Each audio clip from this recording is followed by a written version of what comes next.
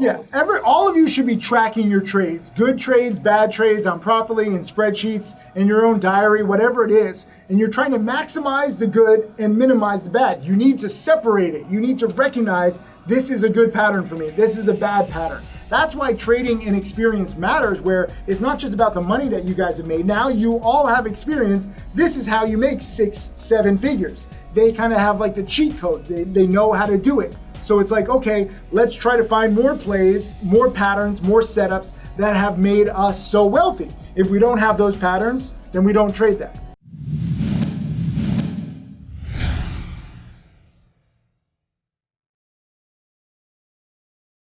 All right, what's up? Tim Sykes here, episode of Twist, while giving a live webinar after Bryce just shotgunned 2 energy drinks, with Jack 2 meeting everybody for the first time, after Matt Monaco just came back from the spa, Kyle Williams just had some guacamole and carrots, and we are here talking about the markets. We're each up, how much are you up today? 5,700. How much? 2,500.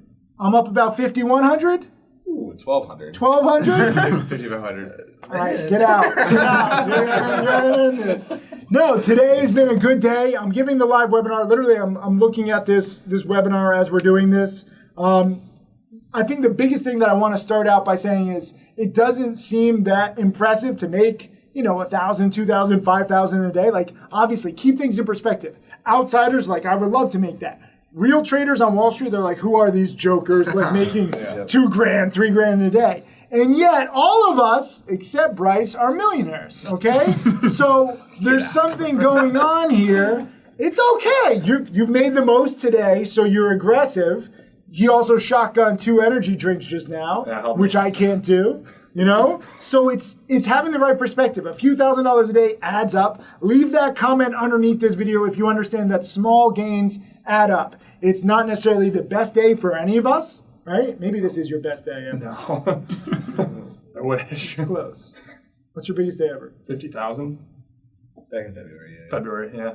To be fair, big disclaimer, put a big asterisk. This is back in January, February when everything was going crazy. It's not our best day, but we're taking our little trades. We're learning. This guy just flew in from like 5 a.m. Chairs are breaking. Microphones are breaking. Was that a microphone? No, it's phone. Oh, I thought you farted. I was like, I didn't know what that was. I was like, yeah, the microphone's breaking. But no, we're trying different stuff. People are saying small gains add up here. I was talking to this camera, there's multiple cameras. We're not live streaming on YouTube right now because it's just too complicated. We're not that smart. But feel free to ask any questions. There is no link. You guys are on the webinar. Like, this is as good as it gets right now. You can watch us on video later, right? Yeah. We can't live stream this, can we? No, too complex. Yeah, that's way too complicated. Anyways, give a little summary. We'll go one by one. We're filming this at the end of June 2021. Kyle, what's your take on the market right now? What's like your plan? And like, kind of give like a monthly recap. I think that's good for a lot of people. Yeah, the first week, I don't know. I know for a few traders, the first week with the AMC meme stock madness really kicked June off. That was my best week ever at like, I think I made 240,000. It's best week ever, which is really, really good to see. Good, like feel really good about it. But in the last 3 weeks of June, I've been pretty much break even to maybe up 5K after today. Like I was break even until today for the last 2 or 3 weeks. So the market's a little more choppier for me. Still plays. Like I think I'm excited about MRIN. I'm excited about LWLG. So there's definitely opportunities out there, and there's definitely things moving. Yeah. But I think in terms of what really moves the needle on my account is not there as of right now. Cool. So just on the prowl for more opportunities. All right, Matt. Yeah, I took it pretty slow last month in May. Didn't really trade much. But then this month I picked it back up, but I only traded really the first hour or so. And then I watched the market the rest of the day, but I wasn't like really in front of my screens trading. But just those slow gains, basically every single day they've added up. I'm up like 48 to 49,000 this month so far, and basically just like $2,000 days over and over again. And to be fair, you graduated college last year. Yeah, basically a year and a month ago. So 48, 49,000 this month. How many massages and manicures have you had? 0. That's a lot. You've had massages. You've had a couple massages. Busted! Last month. Oh, not this month. Okay, Yes. okay. I thought you meant See, since you dumb graduated person I college. know. I thought since you... Comprehensive reading was tough for him. So I didn't finish the book on phonics Comprehensive course. I did not listening. finish the book on phonics course, okay? All right. My summary. I don't even know what I'm up this month. Like I don't necessarily keep track of it like that. Like I try to take it one trade at a time. I want to say I'm up like 20, 30K. It's interesting that I really don't know. I've gotten a little non-meticulous, 36,000. So that's more than I thought I was up. Like I thought I was up like literally 25, 30. Last month was 40,000. I'm also traveling. I'm here just in Texas for a few days. You can slow down. Like you can live a little. It's like we are coming off the hottest market in decades. Every single one of these students, every single one of these traders has multiplied their wealth so fast. Everyone thinks that it's impossible, but it is not. It is possible. The problem is a lot of people made money in January, February, and late 2020, but most of them lost it. If you fall for the hype on ALPP, ABML, OZSC, ENZC, HMBL, all of those are down 60, 70, 80, 90%. Bitcoin's down 50% off the highs. None of us are down big percentages off our highs. Like you're right at your highs. Yep. I'm right at my highs. Yep. We're literally all at our highs, even if we're not necessarily making big money right now. The key is trying to pick and choose and be meticulous and try to stay near your highs. You don't have to go down with the ship. You don't have to lose 30, 50% just because the market, especially when there's like momentum, fades. I think it's really important to lock in profits. I usually lock in profits too soon. I mean, I was selling repo today. I was proud of myself for even chasing it at 18 and selling it at 24, and it went all the way up to 44. I mean, literally repo 4 to 44 in one day.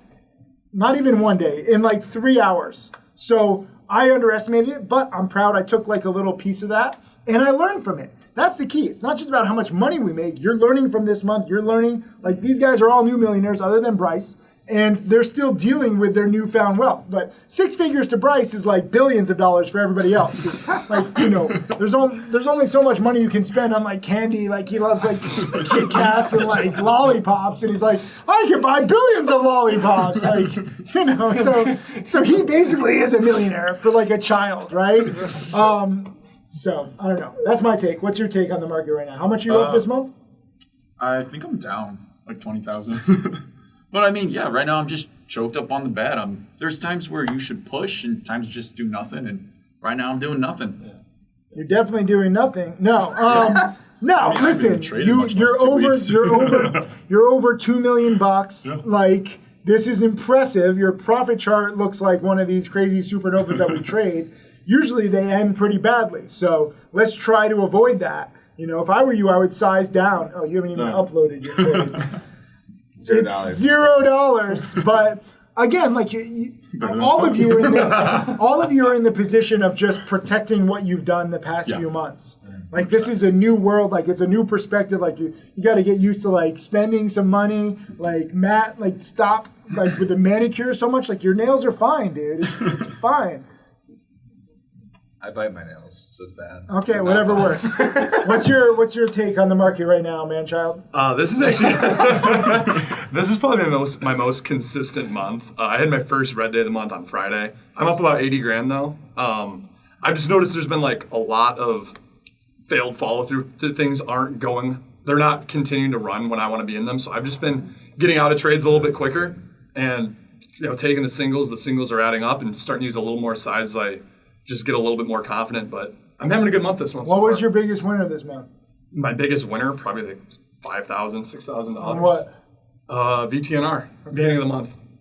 Yeah, beginning of the month, and that's just been like not small, $1,000, $2,000 trades. Yeah, and you haven't shaved since then. So you got like this porn stuff. This is a yes or no. He just goes. I'm waiting until. You hit millionaire status? Is this like like sports teams do this? Like they don't shave until they win the World Series? I won't shave until I have millionaire status. Yeah. It's gonna get ugly, but whatever works. It's good. No, like we're in protection mode. Let's take some questions. Let's see. Did Monaco make it back from his massage? Yes. Okay, good. I never went to a massage. I wish I did. It's cool. How long do you guys test a new play before you toss it as not for you? Who wants that? Like a new strategy? Like a new setup. Yeah. Like how long do you test like a new strategy or something before you're like, nah? Well, I usually track it before I even trade it. And if I don't find an edge, then I won't even trade it. And if I find an edge, then I would trade it small size for at least maybe a month or two. You know, get a good sample size of trades, and if I'm making money, then scale it from there. You know, I think if you lose on a setup, if you're tracking a setup and you find an edge, and then you take like 5 trades, and like say like 4 are losers. That's such a small sample size. You probably need a month, 2 months at the minimum to really let an edge play out if it's there. And it might need to be the wrong market. Like for example, like dip buys are working. They're working actually okay today. But the last 2 weeks, they were pretty brutal. We had some like FNMA was pretty hard. DPLS was pretty tough. So right now the dip buys are a little bit tougher. But back in February, I mean, they were the most profitable setup I had. So it also depends what market environment you're in.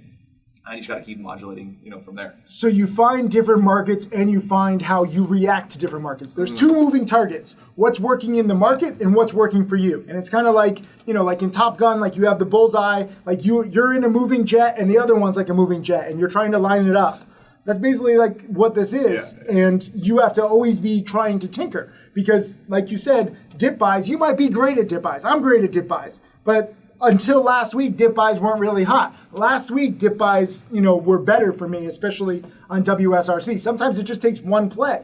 You had one play that basically is your whole month. AMC, yeah. Right? Yeah. And aside from that, so the way to making a lot of money, it's not, you don't have to be consistent all the time. You don't have to know what's going on, you know, what's the best play for you, what's working in the market. Sometimes there's just nothing. Sometimes it doesn't work for you. Go out, go live, grow a porn stash, you know, whatever you want to do. Go get massages. Like, it's your life, right? Like, you don't have to be on all the time. Jack Kellogg usually joins us for Twitch. We don't even think he's awake yet because he's been traveling and now, like, you know, he's got to recuperate from traveling, even though it was just like a 3-hour flight.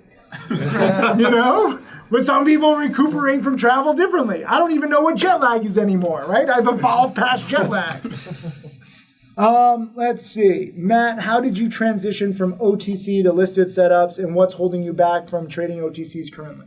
I actually traded listed before OTC. So it's kind of like a listed to OTC back to listed. Okay. The patterns I trade on both are very, very identical. Just kind of how the stocks trade is different. And the patience. You need a lot more patience with OTC stocks just because they move slower. So the transition wasn't terribly hard. It was just adjusting kind of my expectations. Because listed moves a lot faster. A lot of times my trades are a lot shorter. Like OTCs might be a 1-2 hour trade. I might be in a listed stock for like 3 minutes if it just instantly works. That's kind of the biggest one for me. Cool. Quick question. How much did everybody start with? What were your accounts when you first began, Kyle? A $6,000 E-Trade account. What did you start with? My first account was $2,000, but for like 3 years I was not a good trader and lost money. I probably totally funded like $25,000 my own money. You just kept throwing money after bad? Yeah. Oh, I had to figure it out eventually. So I just kept making money outside the markets to fund my What trading did you do lifestyle. outside the markets? A bunch of random, just like small side hustles that built up over time. Nothing like crazy big or anything. But I was a college student at the time, so I really didn't have expenses. I just threw it all in my trading account. But you're throwing good money after bad. Right, but I had the long-term vision, and thankfully I was right, and I was dedicated What enough to kept stay you with going? Because I just talked with Jack, and he literally made like nothing his first 3 years. Right, Like same. his friends and family are like, "This is a scam." It was just seeing people like Kyle, Jack, Dom, Roland. They'd like throw down these crazy months, and I was like, what am I doing wrong? And if they can do it, like, why can't I do it? So I just stuck with it, and every time it felt like I was like, man, like this sucks. I just keep losing all my money. There'd be like you'd have like a record month, and I was like, God damn it. That's good. So get inspired by this, because all these guys literally got inspired by other people who were doing well. Get inspired by them. You know, starting with a few thousand. What did you start with? I had a couple $2,000 accounts that I bled down. Okay. And then my last account was like $10,000. Okay. So yeah, pretty much the same as him. Yeah. How much did you start with? Same, $2,000, and once I kind of felt more comfortable, I put 10,000 in. Okay. When did you feel more comfortable? 2020. Yeah, that was when I told you I sized way down, traded like $2 risk, and then I had a couple of green months and put money in the market. Okay.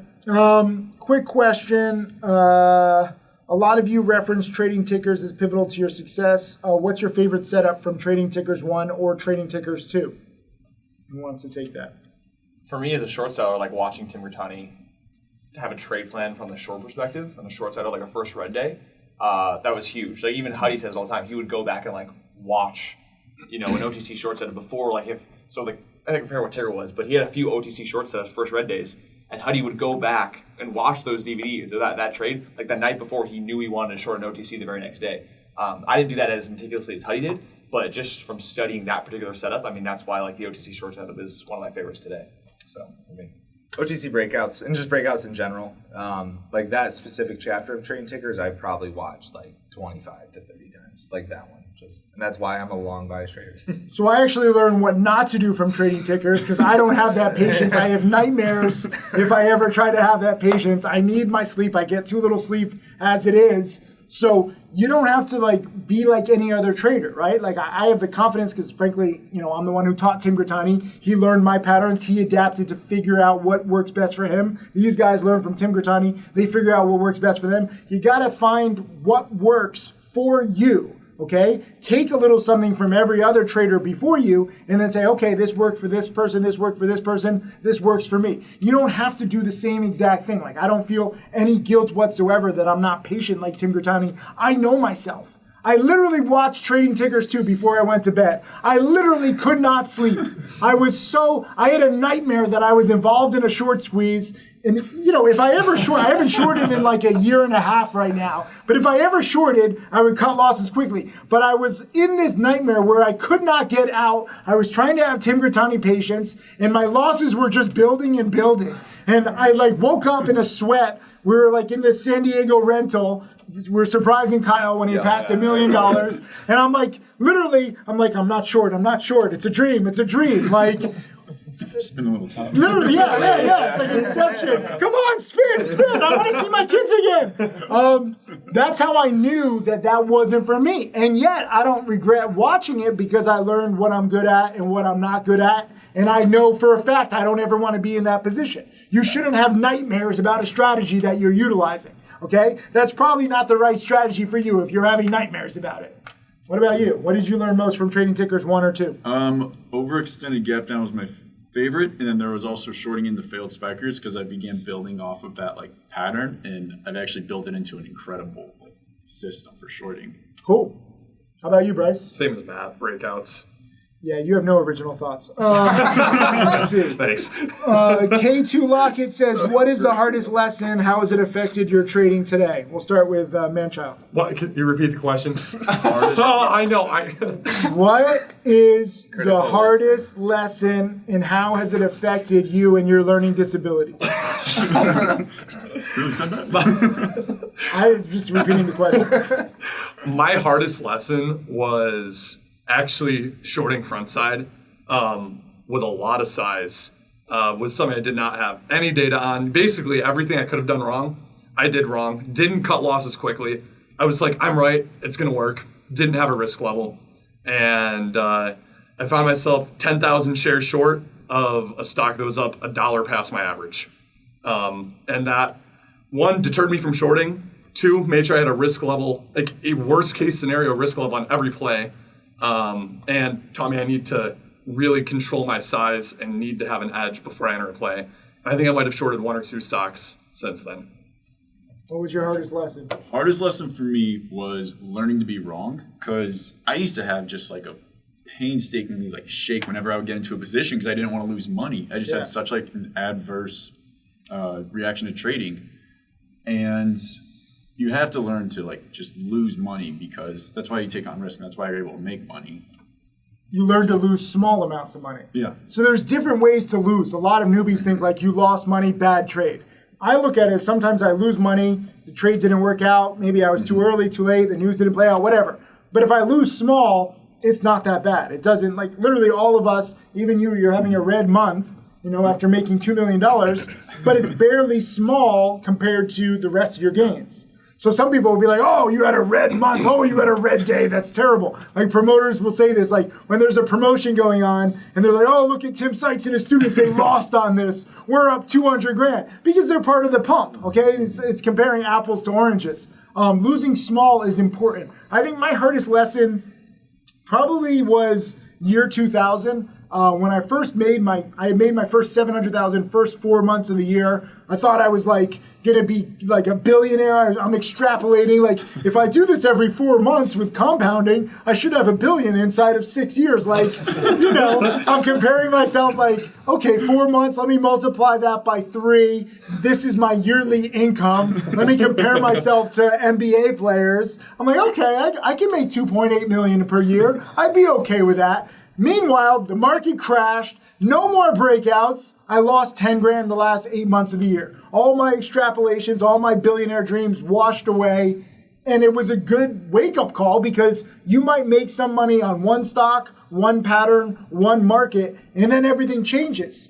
The key is adapting. And then basically I made my second million short selling. Still part of the 7-step framework, but instead of buying breakouts, I was short selling. And now I've moved on to the next thing. Instead of short selling, I dip buy the panics. Sometimes I still do the breakouts. Don't really short it all anymore. But different markets have different strategies, and you must adapt. That is what trading is all about. Okay, so some people are like, yesterday you were long, today you're short. I see this with some traders. And they're like, you're a flip-flopper, like you're a politician, like going against your own beliefs. No, you're a trader. You're trading an asset. The problem is these promoters don't want anybody to sell. These promoters don't want anything other than the story that they're selling out there. Right. Like, this company is changing the world. How dare you sell? I saw during the run-ups, like in January, February, March, promoters were saying, like, the only people who sell are weak. Right? Like, if you're selling, you're weak. It doesn't matter if you're taking profits. Doesn't matter if you're locking it in. Doesn't matter if you're selling even a third. If you sell, you're weak. All of those promotions, all of those stocks where the promoter said you're weak, all of them have crashed. Yeah. Big. So whenever you see somebody worried if you're selling or not, you got to be worried that this is a house of cards and they don't want too many people selling all at once. Mm-hmm. What's your hardest lesson? Very similar to Jack's. It'd just be like, just cut the loss. For me, the hardest thing I had to overcome was just like the big losses that would like either wipe out your day's gains or week's gains. And like as soon as you just took that out of the equation and you just made sure all your losses were the same and uniform, at that point is when I really got to profitability. And still, like to this day, like I like took last month off more or less. Look at this guy. He's trying to sneak in the phone. You're having a red month. You lost phone access. Whatever you do, you'll probably just lose. It's not worth it. Right. No, I got a buzz. No, so I was saying, like, the first, like, I really didn't trade much last month. And then I came back in the first week of June. Should have been a great week. I had a ton of big winners, but also a ton of big losers. And, like, that habit came back. And I've just kind of, like, recalibrated. And just as soon as you cut those big losses out of the equation, you're just much, much better off. Yeah. I think my biggest obstacle is something I still deal with is, like, not necessarily cutting losses, but accepting the emotionality behind losses. Like when I had my first, or my red, the second week of June was my red week for me. It was the biggest red week dollar-wise, but it was like $500 more than my first red week. So it was like 10. I lost like 10 grand for the week, and it felt like I just gave back my month, even though I was still up 230 grand. You know, like so, like emotionally and logically, I know, and it's kind of a good problem to have because like that's why when I look at my like profit curve, it's like very very little pullbacks, which is good, but in the short term, like 1 week, 2 week periods where I'm like emotionally thinking about it, I feel like it's over. Like it's like, oh, it's just I lost. It's like, oh, I should just stop right here. Not like give up the trading career, but like I should just take the month off. Like so, like very short term, I kind of feel like it's way worse than it actually is. And I usually look at like percentages of my month, percentages of my overall capital to like really just logically calm down and just move forward from there. Yeah, and perspective I think is very important. Like, keeping track of your overall progress, like any one small red day, it might be emotionally devastating. Like you might have been like, I'm so sure about this stock, and then it doesn't play out for whatever reason. Maybe you have a small gain and you didn't take your bigger gain. Like it really messes with your emotions. Yeah. But if you keep everything in check, like, okay, I'm still up on the week, I'm up on the month, I'm up on the year, that helps better. Like Dematia in the challenge chat room just said I was making 20 to 30K a month from December to April. Just figured, yeah, let's do this every month forever. Then they lost 2,000 in May. That happens, right? Like you can't say any strategy or any play is going to be forever. So if you're banking, push it. Go with that strategy until it stops working. Like if you watch NFL football teams, like they sometimes call the same play like 3 times in a row. If it works, if you get 3 first downs in a row, keep doing it. Maybe you found a weakness in one player or something like that. But then when it stops working, do another play. It's very similar with this. And you just have to keep trying to push forward. There will be some months where you'll be red. Like, are you devastated that you're red, or are you happy that you're still over 2 million? As you said earlier, it's a good wake-up call because you can't just be making like $500,000 every month. That's unrealistic. I mean, certain months are bigger than others. Yeah. And right now, as we're filming this, all of us, if you've been in the market for 2021, like January, February, March, April, like those were the 4 of the best months in a decade, in 2 decades. Yeah. Okay, so you have to have proper perspective. Now, I'm very glad I shared my year 2000 experience. The NASDAQ is still at all-time highs, right? Like the S&P is at all-time highs. But a lot of the OTC runners, the madness, the volume has dropped 50, 60, 70%. So you can't just say, like, some newbies are like, what are you talking about? It's not that busy. We're at all-time highs. We're not trading the indexes, okay? So it's gotten a little less crazy, and that's good, because frankly, it was getting like absurd. Like literally, like we're like, what is this? Like we're waking up and making like 20, 30, 50K, 100K in a day. Yeah. What was your biggest day in 2021?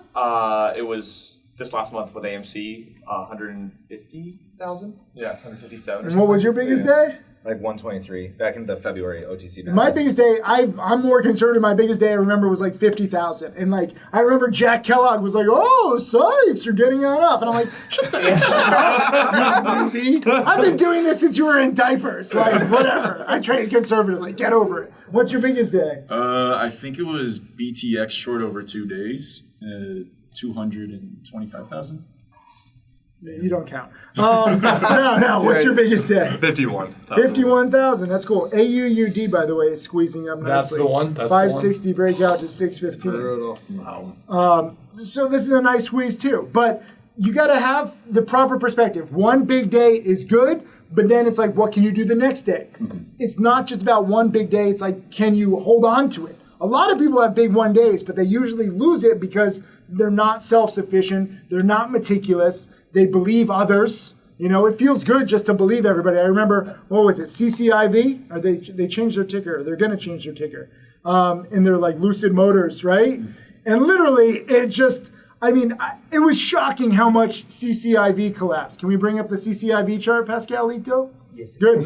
And it just crashed from 60 down to like the 20 range. And so many people held all the way down. You just don't need to. No different than these kind of little smaller pumps like LTNC went up to literally 9 cents a share, and now it's back down to 1 cent a share. GGII, I was warning about it, and the promoters are like, what are you talking about? This is going to $1. No, it went to 16 cents, now under a penny. Okay, OZSC, so many people say, oh, this is amazing. And it goes from, sub pennies all the way up to 50 cents, now back down to 7 cents. ENZC, oh, we have press releases with Intel. Okay, well, you're down 90 cents down to 20 cents.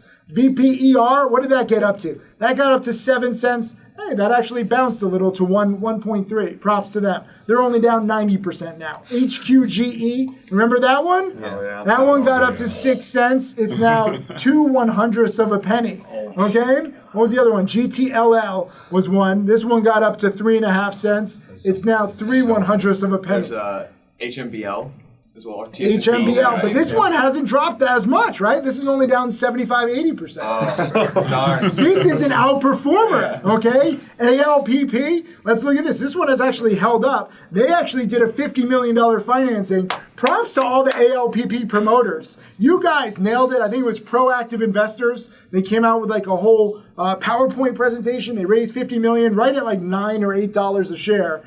Now it's only down 60, 70%. That's the best performer. ABML, remember that one? This one, Oh, Wow. this one's only down 55%. So that's an outperformer. But the point is, if you hold on to any of these, you're down 55, 60, 70, 75, 80, 90%. You just don't have to be. We traded all of them. Maybe not you. You don't trade OTCs, right? Trade CYDY. You traded CYDY. Yeah. CYDY, right? This one got up to 7, now down to 172. CYDY especially, every time I warned about it, they're like, you're short selling it. I have never short sold CYDY. One time I reposted, Citrin had a report on it, I reposted it, and they're like, Sykes and Citrin are working together, right? And then they used, it was actually pretty amazing, there's a blog post on CYDY, how Sykes created the crash, because I'm theoretically short selling, there's like a whole short mafia, literally there's like a picture of alleged short sellers. No, but this is what's crazy,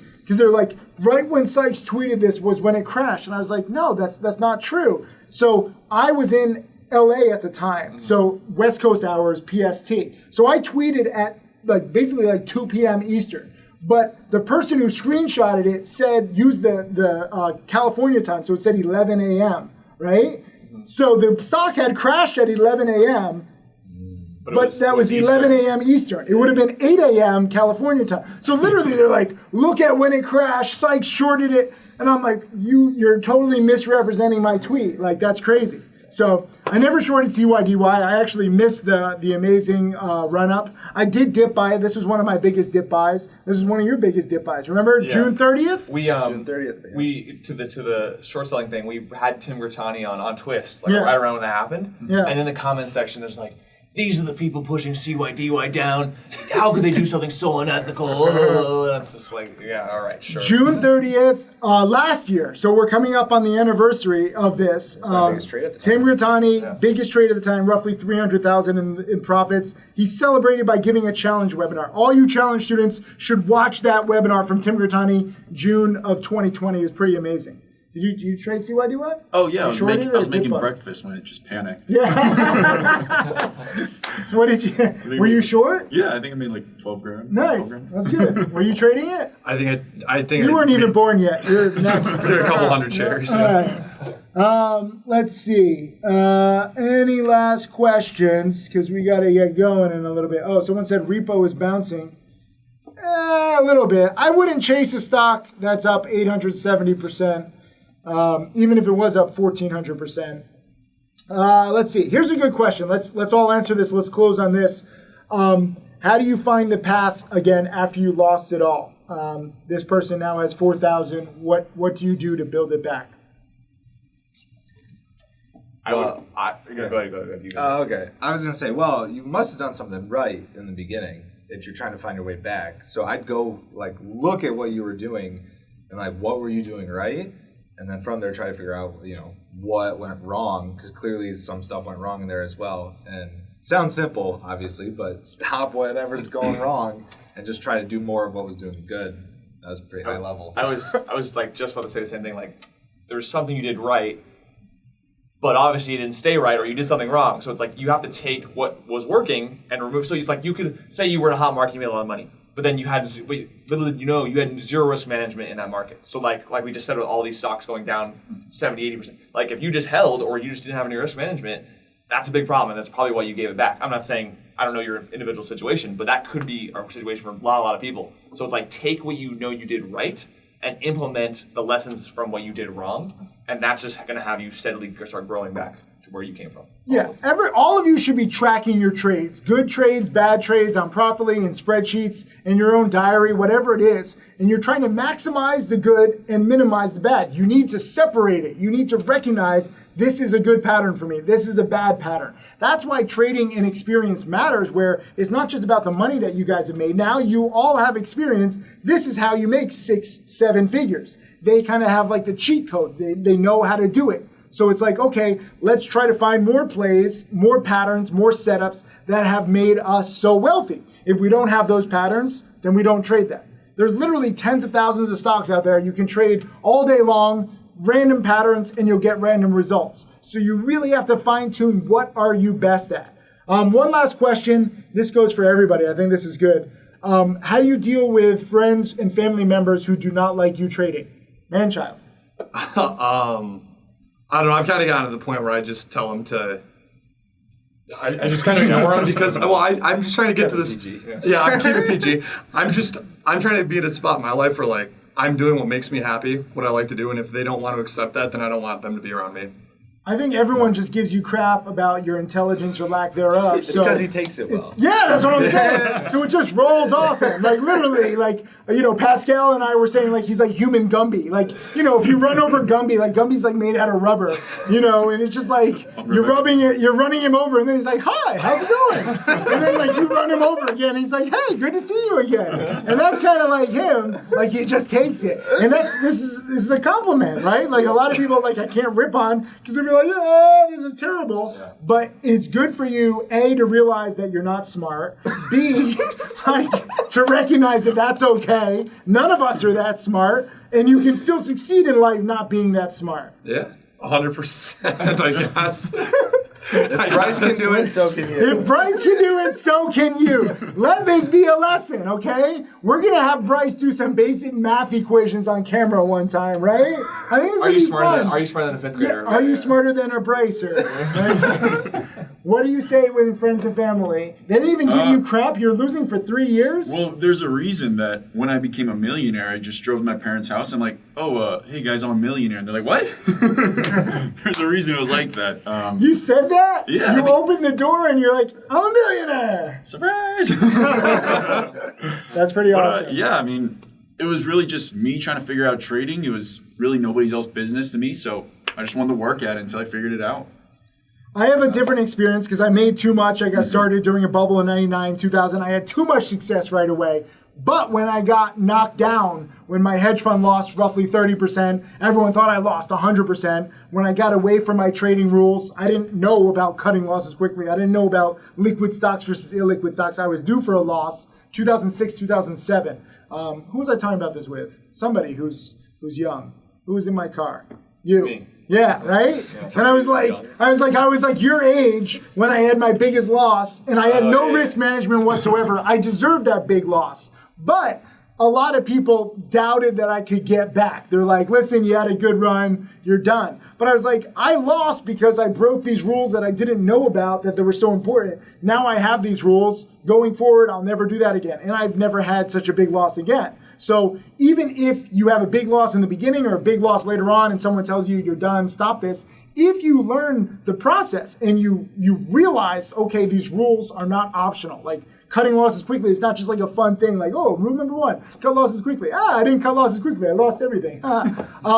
Once you start to learn the devastating potential consequences if you ignore those rules, then that would make your parents or your family or any doubter right. But if you follow the rules, if you have a red month, if you lose a little, it doesn't stop you going forward. And if you trade in any amount of time and you track your trades and you find what patterns work best for you, you'll find success. Whether it's year 1, year 2, year 3, year 5. This is why I always say it's a marathon, not a sprint. Everybody wants to make money. You guys are actually bad examples because of this hot market, because you're becoming like a millionaire year 5, millionaire year 4, millionaire year 5. Well, you're just you. But, I mean, he'll probably be a millionaire. Lollipop millionaire. Literally, I'll get him 1 million lollipops to celebrate when he passes $1 million, probably like in year 5 or maybe year 7. Like, let's just give you an extra few years. But still, if you extrapolate that, becoming a millionaire, let's say in 8 years, that's still $125,000 a year in income, even though it's not linear like that, right? Like you made hardly anything or nothing for 3 years. But then year 4, year 5, like 2 million plus. Yep. So you extrapolate that, like you break it down. Okay, there's 5 years, you made 2 million. You're basically making $400,000 a year. But it took you 3 years to make anything. Yeah. So that's how you have to think. Trading is not like I'll make $100,000 a year every year. It's not like a salary job. You don't get a bi-weekly or bi-monthly pay stub. What do you say to friends and family? My family was pretty supportive. They helped me sign up for the challenge and stuff. But my friends, like anyone who wasn't like on board with that, like we haven't talked probably in years. We're just not friends anymore at this point. So. Do they know what you've done now? For a while I was pretty quiet about it. Is there like a legend when you go back upstate New York and it's like, oh, Matt Monaco's here? Kind of, yeah. That's cool. It's kind of like that because I'll throw stuff on my Instagram every now and then. Like I'm not like hardcore flexing on these people, but I'm like, this happens. Like it's cool. You're like, oh, upstate New Yorkers, I see you have 1 couch. I got 3. 4. 3. I bought one. You got 4, my bad. I thought you got rid of 1. I got 4, right? Yes. So you're going to get like a big chain that says 4, like 4 couches. Yep. Okay, cool. Whatever works. What about you, Kyle? Mine was a mix of Bryce and Jack, where for people who I was close with, I told, and most of them were pretty supportive, but the few that weren't, I mean, I kind of just said, all right, like, have fun staying poor, like the meme, like, like, you know, like, I kind of had that confidence in myself, like, I don't really need your validation to do what I want to do that makes me happy. But then to Jack's point, like, to maybe people were like more acquaintances, maybe still friends, but like people I didn't talk to as much, they might have asked what I've been up to, and I totally diverted, like, mentioning anything about trading. Because it just wasn't a business. Like, I don't need to tell the whole world what I'm doing, what I'm working on. Because, again, the majority of them are going to be like, oh, good luck with that. You know, I knew what the response was going to be. Yeah. So I didn't even waste my time. So long story short, like, you focus on the strategy, you focus on learning, you focus on doing what you have to do, and you tune out the noise. Yeah. Right? You accept people who support you, you accept people who don't support you, but you can't let it affect you. If you learn, if you witness this stuff, I know you might be skeptical in the beginning. I don't mind. I'm not, like, offended. But just try it if you start seeing it. You start seeing these guys, and now Mariana, my first female millionaire student, you start seeing this more and more. Like, we're not paid actors. I would hire a smarter actor than somebody who can't even use like 3 or 4 syllable words. Like, literally, someone said like Tim Grittani is like a paid actor. Like, I don't know if you've seen Tim Grittani on camera. Like, that's not an actor I would ever hire, okay? Like, unless like you're applying for the role, like most awkward person ever on camera. Hi, I'm Tim Grittani, right? Here's my Snoopy shirt. Like, he'll admit it. We're just gonna be real with you. 90% of traders do lose, but they're using the wrong strategy. They're not cutting losses quickly. Frankly, if you're looking at OTCs and you're not seeing the patterns after 3, 4, 5 years, like I teach some pretty not smart people, right? Like you don't have to be the sharpest tool in the shed here. Steven Johnson, Bryce, like, you know, stuff like that. Like that. Just compared to Steven Johnson. What do you mean? No, they're 2 separate people. They're in the same bucket now. Well, I mean, they're pretty much.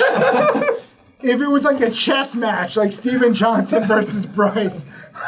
It would be an interesting game. That would be like, what was that chess TV show? No, on, we need to play checkers. Are you kidding me? We're not good at chess. Queen's Gambit. Yeah, it's like the opposite. It would be like whatever the opposite of queen Pawn is. Gambit. Yeah, it'd be like Pawn's Gambit. Steven Johnson, if you're listening to this, we're playing a game of checkers together. I don't even. Checkers Didn't is switch still from chess can to still be checkers. complicated. I would do. What's like the simple? Tic-tac-toe. What's the Tic-tac-toe, simplest? there we go. Tic-tac-toe, I challenge Yeah, but you need to get 3 in a row. That's he can only count up to 2. Like that's tough. He'd be like, I win. No, that's 2 in a row, Bryce.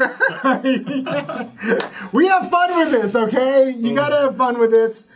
Seriously, like intelligence is not required here, as evidence exhibit A. Like it's fine, it's okay. He's human Gumby. Hi guys, literally run him over. He'll be fine. It doesn't matter. It just bounces off. He doesn't even understand half the jokes you make about him. Anyways, this has been a good twist. Thank you all for joining. Congratulations. Thanks for being a good sport. We're just gonna keep going, you know, stay humble, take it trade by trade, size down in the summer. I think this is very important. Like this is not a one-time thing where it's like, oh, the summer is slower. There's a saying, sell in May and go away. Statistically, June, July, August are the 3 slowest months of the year. Enjoy it. Go out, work out a little bit, you know, study more, get ready for the perfect plays. I mean, pretty crazy today. Repo, as we're filming this, is up. You know, it was up 1,300%. Now it's consolidated and it's only up 840%. But still, like this is a crazy market. You just got to find what patterns work for you and take it trade by trade. Leave a comment below. Thank and congratulate all these guys. We need more female students too. It doesn't matter. It's all up to your dedication. Have a good one. Twist out.